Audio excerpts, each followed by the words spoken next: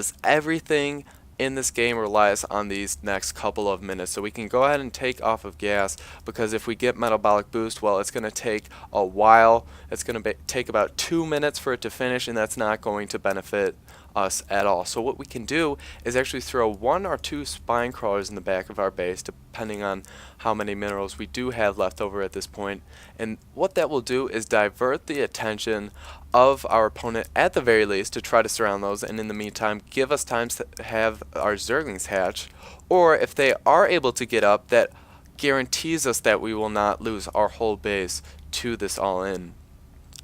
So we can see our opponent's going to come right into it, and at about the 3:15 mark he will be able to be in our base. Now if you saw what we did there, we right clicked on the furthest mineral field from our opponent coming into the base, and then once he is in the middle of our mineral patch, what we're actually going to do is right click on the furthest mineral field again, because we're going to go from this one all the way over to here. We're just going to right click on it, and our drones, what will happen is they will actually slide right through all of our opponent's units, as Blizzard has made this game work.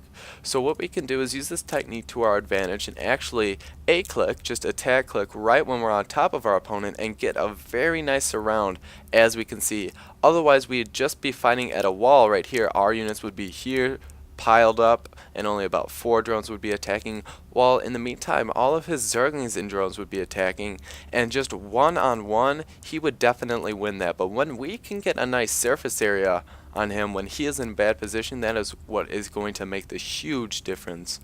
And in doing this, we can also allow ourselves to stall for a little bit to get our Zerglings out, and at this point we're just going to go ahead and attack.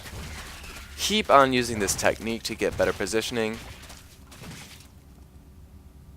and we can see right now it is 11 harvesters to 1 in favor of us.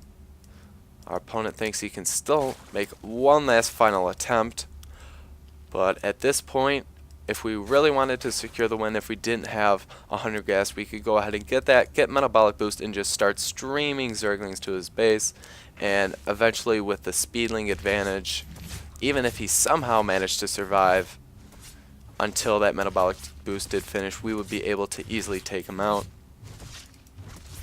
You can see our queen is out now, and we're even this much more safe. And at this point, the only thing he would be able to do to try to possibly get back into the game would be to kill all of our drones, but with this defense he will not be able to do that, and he will call GG.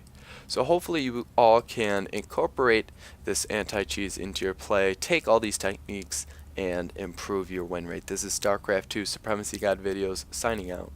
Hello everybody, and welcome to another StarCraft 2 Supremacy Guide video. In this replay, we're going to be learning how to stop a 6-pool of Zerg. Let's go ahead and get started, and we actually will be speeding this up just in the beginning so we can get to the rush itself.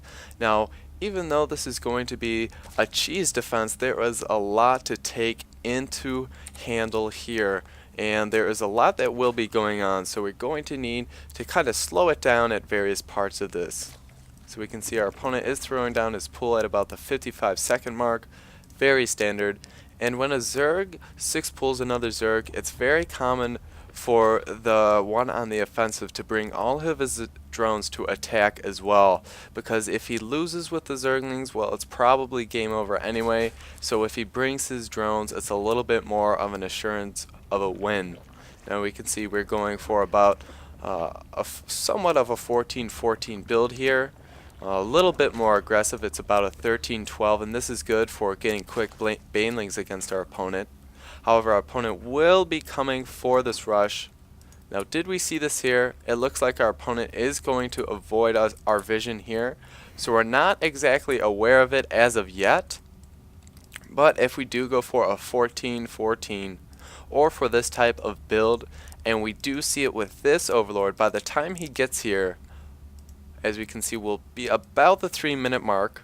We will be spawning that, and our pool will just be finishing.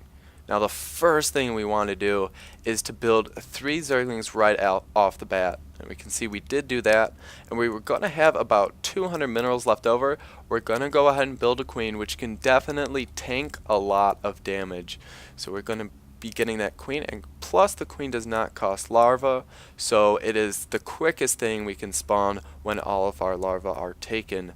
Now we can see we still do have a bit of an excess of minerals, and we are still mining gas, which is something that we should not be doing, as right now we are playing for the immediate game. When our opponent does this all in, it is no longer a long-term game, and